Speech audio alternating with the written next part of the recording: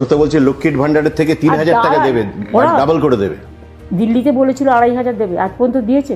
বিহারে বলেছিল 10,000 দিয়ে, বলেছিল 8,000 না কত দিয়েছিল ইলেকশনের আগে। তারপর ওদের বাড়িতে সব বুলডোজার চালিয়ে দিয়েছেন, যান গিয়ে দেখুন। And also they ask the Bihar women, you return your funds, ফিরিয়ে দাও। একটা মহিলা, একটা গরিব মহিলা টাকা নিয়ে ফিরিয়ে দিতে পারে? আমরা এটা করি না। আমরা স্টার্ট করেছিলাম 500 টাকা দিয়ে, আমার 2 লক্ষ কোটি টাকা আটকে রেখে দিয়েছে। যদি না আটকাতো আমি আরও বাড়াতে পারতাম। আমি আজকে 1,500 টাকা দিই, 1700 টাকা দিই। আমি যুবসাথী 1,500 টাকা দিচ্ছি। তোমরা কি দিয়েছো? তোমরা একটা ছেলে মেয়েকে চাকরি দাওনি। আর আমাদের সরকার 2 কোটি ছেলে মেয়েকে চাকরি দিয়েছে, আর 40% আমরা আনএমপ্লয়মেন্ট কমিয়ে দিয়েছি। আমার এখানে now Bengal became the industrial destination. We are been recognised by United Nations বা ইউনেস্কো ফর আওয়ার প্রোগ্রাম। ও তো টুকলি করছে আমাদের, কিন্তু টুকলি করে চুকলি করছে, টাকা বিলিয়ে দিচ্ছে, ব্যাংক অ্যাকাউন্ট নিয়ে নিচ্ছে।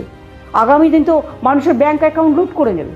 দিদি, আপনি যেটা বললেন যেগুলো করেছে, কালো টাকা নিয়ে এসছে, যে টাকা কোল থেকে খেয়েছে, রেল থেকে খেয়েছে, সব টেন্ডার দেখবেন তো কে পায়। ওদের সব টেন্ডার পায় একটাই জায়গা থেকে, নামটা আমি নাইবা বললাম। মোদিবাবু খুঁজে নিন, অমিতবাবু খুঁজে নিন।